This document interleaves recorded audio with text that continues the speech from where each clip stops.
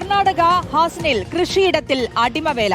ഒരു മലയാളി അടക്കം 18 തൊഴിലാളികളെ കർണാടക പോലീസ് രക്ഷപ്പെടുത്തി. സംഘത്തിലെ മലയാളിയായ പുത്തിക സ്വദേശി ഉദയനെ കാസർഗോഡ് എത്തിച്ചു. കുടിവെള്ളം പോലും നൽകിയില്ലെന്നാണ് ഉദയൻ പറയുന്നത്.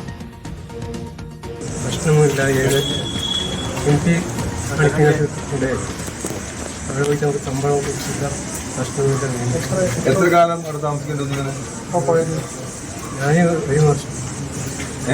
ഒരു വർഷം. ഒരു വർഷമായിട്ട് ഇങ്ങനെ തമിഴ്നാട് ജോലിയാണ്. എന്തായിരുന്നു അവിടെ പണി? എന്തായിരുന്നു? ഇഞ്ചിയില് അല്ലേ? ഈ 18 പേർക്ക് ഒരു വർഷമായിട്ട് ശമ്പളം കിട്ടിയിട്ടില്ല. 3 വർഷം പണിയെടുത്തിട്ടുണ്ട്, 4 വർഷം പണിയെടുത്തിട്ടുണ്ട്. പൈസ ഒന്നുമില്ല. അവിടുത്തെ താമസമൊക്കെ എങ്ങനെയായിരുന്നു? താമസമൊക്കെ ഉണ്ടോ? എങ്ങനെ? എന്നിട്ട് അതിൽ 18 ആളാ ഷെഡിലിന്. അരുൺ പൂപ്പറമ്പ് നൽകും വിശദാംശങ്ങൾ. അരുൺ, ഇപ്പോഴും നമ്മുടെ രാജ്യത്ത് ഇങ്ങനെയൊക്കെ നടക്കുന്നതാണ്. ഇതിൽ ഒരു മലയാളി അടക്കം ഇരയാക്കപ്പെട്ടു എന്നുള്ളതാണ്. തൊഴിലാളികളെ എന്തായാലും രക്ഷപ്പെടുത്താൻ കഴിഞ്ഞു എന്നുള്ളതാണ്. ഇവരിലേക്ക് എങ്ങനെ എത്തി? ഇതെങ്ങനെയാണ് പുറം ലോകത്തേക്ക് അറിയുന്നത്?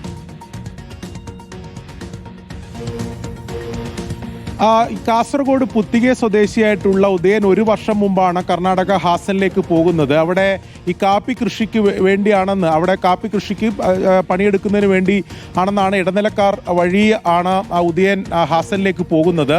അവിടെ എത്തിയതിന് ശേഷം പിന്നീട് ഹാസനിലെ ഒരു ഗ്രാമപ്രദേശമാണ്. അവിടെ എത്തിയതിന് ശേഷം ആണ് ഉദയൻ മനസ്സിലാക്കുന്നത് ഇതൊരു വലിയ തട്ടിപ്പാണെന്നുള്ളത്. അവിടെ കൃത്യമായി പറഞ്ഞാൽ അടിമപ്പണിയായിരുന്നു എന്നതാണ് ഉദയൻ തന്നെ പറയുന്നത്. 18 പേർ ഇവരുടെ കൂട്ടത്തിലുണ്ടായിരുന്നു. പിന്നീട് ഒരു ഇഞ്ചി കൃഷി എന്ന് പറഞ്ഞൊരു സ്ഥലത്തേക്ക് കൊണ്ടുപോകുന്നു. അവിടെ പല വിവിധ ഉടമകളുണ്ട്. അവരാണ് ഇവരെ പണിയെടുപ്പിക്കുന്നത്. കൃത്യമായി ശമ്പളം കൊടുത്തിട്ടില്ല. ആർക്കും തന്നെ ഈ 18 പേർക്കും ശമ്പളം ലഭിച്ചിട്ടില്ല. 1 വർഷം മാത്രമേ ഉദയൻ 1 വർഷം. അവിടെ ഉണ്ടായിരുന്ന മറ്റ് കർണാടക സ്വദേശികളുണ്ട്, തമിഴ്നാട് സ്വദേശികളുണ്ട്. ഇവരൊക്കെ 3-4 വർഷം അവിടെ ഒരു കൂലിയും ലഭിക്കാതെ പണിയെടുത്തവരുണ്ട് എന്നതാണ് ഉദയൻ പറയുന്നത്. കുടിവെള്ളം നൽകില്ല, 2 നേരം ഭക്ഷണം നൽകും, പക്ഷെ അതുപോലും കൃത്യമായ ഒരു നല്ല ഭക്ഷണമൊന്നും നൽകാറില്ല എന്നതാണ് ഉദയൻ ഇതിൽ കൃത്യമായി തന്നെ പറയുന്നത്.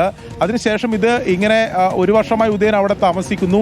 ആ ഒരു കാട്ടിനകത്തുള്ള ഒരു ഷെഡിലാണ് ഇവരെ കൊണ്ടുപോയി പാർപ്പിക്കുന്നത്. അത് ഈ കൃഷിയിടത്ത് നിന്ന് പണി കഴിഞ്ഞാൽ ഒരു വാഹനത്തിൽ കയറ്റും, നേരെ അങ്ങോട്ട് കൊണ്ടുപോകും. ഇവരുടെ ഫോണുകളൊക്കെ എല്ലാവർക്കും തന്നെ ഫോണില്ല.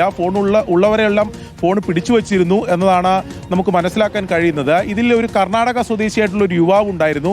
ആ യുവാവ് കഴിഞ്ഞ ദിവസം അവിടെ നിന്ന് രക്ഷപ്പെട്ട് നാട്ടിലേക്ക് പോകുന്ന സാഹചര്യമുണ്ടായി. ആ യുവാവ് വഴിയാണ് പിന്നീട് ഇത് പോലീസിൽ പരാതിയായി എത്തുന്നത്.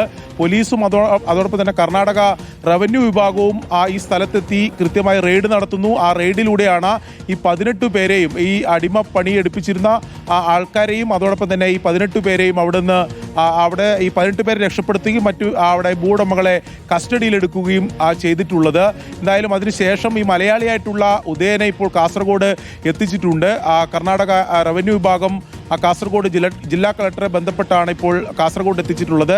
അതോടൊപ്പം തന്നെ മറ്റുള്ളവരെ, കർണാടക സ്വദേശികൾ, തമിഴ്നാട് സ്വദേശികൾ, അസം സ്വദേശിയായിട്ടുള്ളവരൊക്കെ അതിലുണ്ട്. അവരെല്ലാം അവരുടെ നാട്ടിലേക്കൊക്കെ എത്തിച്ചിട്ടുണ്ട് എന്നാണ് നമുക്ക് മനസ്സിലാക്കാൻ കഴിയും. ശ്രുതി സൂചിപ്പിച്ചു തന്നെയാണ്, ഇപ്പോഴും നമ്മുടെ നാട്ടിലൊക്കെ ഈ അടിമപ്പണിയൊക്കെ ഉണ്ട് എന്ന് പറയുന്നത് അത്ഭുതകരമാണ്. ഇതിൽ ഇപ്പോൾ 1 വർഷം ഈ മലയാളിയായിട്ടുള്ള ഉദയൻ അവിടെ ജോലി ചെയ്തു. ഞാൻ സൂചിപ്പിച്ചതുപോലെ 3-4 വർഷമൊക്കെ ഇതേ അടിമപ്പണി, കുടിവെള്ളം കൃത്യമായി ഈ വെയിലിനൊക്കെ പണിയെടുക്കുമ്പോഴും കുടിവെള്ളം പോലും നൽകിയിരുന്നില്ല, കൃത്യമായി ഭക്ഷണം നൽകിയിരുന്നില്ല, ഒരു പൈസ പോലും കൂലി നൽകിയിരുന്നില്ല എന്നൊക്കെ പറയുമ്പോൾ അത് കൃത്യമായി പണ്ട് നമ്മൾ കേട്ടതുപോലെ ജമ്മി വ്യവസ്ഥ എന്നൊക്കെ അതിന് പറയേണ്ടി വരും. ഈ കർണാടക ഉൾഗ്രാമങ്ങളിലൊക്കെ ഇത്തരം രീതികളും പ്രവണതകളും അല്ലെങ്കിൽ ഇത്തരം വ്യവസ്ഥകളൊക്കെ ഇപ്പോഴും ഉണ്ട് എന്ന വിവരങ്ങളൊക്കെ നേരത്തെ പുറത്തു വന്നിരുന്നു. അതിൽ ഒരു മലയാളി ഉൾപ്പെടെ അതിൽ ഉൾപ്പെട്ടു എന്നതാണ് പ്രധാനപ്പെട്ട കാര്യം. എന്തായാലും അവിടെ ഉണ്ടായിരുന്ന എല്ലാവരെയും തന്നെ രക്ഷപ്പെടുത്താൻ സാധിച്ചു എന്നുള്ളത് ആശ്വാസകരമാണ്.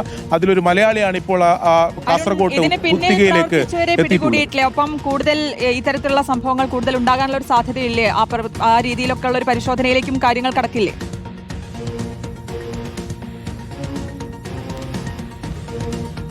തീർച്ചയായിട്ടും അതിൽ ആ പ്രദേശം തന്നെ, ഈ ഹാസൻ എന്ന് പറയുന്നത് നമുക്കറിയാം വലിയ കാർഷിക മേഖലയാണ്. അതോടൊപ്പം തന്നെ മുമ്പ് തന്നെ ഈ ഹോളൻ അരസിപ്പുര ഹാസൻ മേഖലയിലൊക്കെ ഇത്തരം രീതികൾ, അതായത് തൊഴിലാളികളെ വ്യാപകമായി മറ്റിടങ്ങളിൽ നിന്നൊക്കെ കൊണ്ടുവന്ന് അടിമ വേല നടത്തുന്ന രീതികൾ ഉണ്ട് എന്ന തരത്തിലൊക്കെ വിവരങ്ങൾ പുറത്തു വന്നിരുന്നു.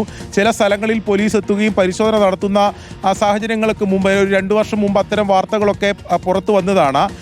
ആ മേഖലയിൽ ഇതേപോലെ തന്നെ മറ്റിടങ്ങളിലും ഇങ്ങനെ അടിമ വേല നടത്തുന്ന അല്ലെ അടിമ പണിയെടുപ്പിക്കുന്ന സ്ഥലങ്ങളുണ്ടോ? അല്ലെങ്കിൽ ഇപ്പോൾ ഉദയൻ പറഞ്ഞതനുസരിച്ചാണെങ്കിൽ ഈ പ്രദേശം ഒരു ഗ്രാമപ്രദേശമാണ്. അവിടെ കൃഷിയിടത്തിൽ പണിയെടുക്കും. അതിനുശേഷം പണി സമയം കഴിഞ്ഞതിന് ശേഷം നേരെ ഇവർ ഒരു ആളൊഴിഞ്ഞ ഒരു വനമേഖല പോലെ തോന്നിക്കുന്ന ഒരു സ്ഥലത്തെ ഒരു ഷെഡിലേക്കാണ് കൊണ്ടുപോവുക. അവിടെ ആൾക്കാരുടെ നിരീക്ഷണം ഉണ്ടാകും. ഫോണോ മറ്റൊന്നും ഉപയോഗിക്കാൻ കഴിയില്ല. ഒരു ഷെഡിൽ തന്നെ ഇത്ര പേരെ ആൾക്കാരെ താമസിപ്പിക്കും. അവർ നൽകുന്ന ഭക്ഷണം കഴിച്ചുകൊള്ളുക. അവർ നൽകുന്ന പണി സമയങ്ങളിൽ കുടിവെള്ളം പോലും ലഭിക്കില്ല എന്നാണ് പറയുന്നത്. ഒരു പൈസ പോലും കൂലി ലഭിക്കില്ല. അവരിങ്ങനെ താമസിക്കുകയാണ് ചെയ്തത്. വലിയ ക്രൂരതയാണ് ഉണ്ടായിട്ടുള്ളത് എന്നതാണ് നമുക്ക് നിസ്സംശയം പറയാൻ സാധിക്കും. എന്തായാലും ആ കൂട്ടത്തിൽ നിന്ന് ഒരു യുവാവിന് പുറത്തു കടക്കാൻ കഴിഞ്ഞതും അങ്ങനെയാണ് ഈ വിവരം പുറത്തേക്ക് അറിയുന്നത് എന്നുള്ളതുമാണ്. അടിമവേലയാണ് ഹാസനിൽ നടന്നിരുന്നതെന്നാണ്. അതിലൊരു മലയാളി അടക്കം ഇരയാക്കപ്പെട്ടു. എന്തായാലും അവരെ രക്ഷപ്പെടുത്തി, 18 തൊഴിലാളികളെ രക്ഷപ്പെടുത്തി കർണാടക പോലീസ് രക്ഷപ്പെടുത്തി എന്നുള്ളതാണ് വിവരം. അരുൺ പൂപ്പറമ്പയാണ് വിശദാംശങ്ങൾ നൽകിയത്.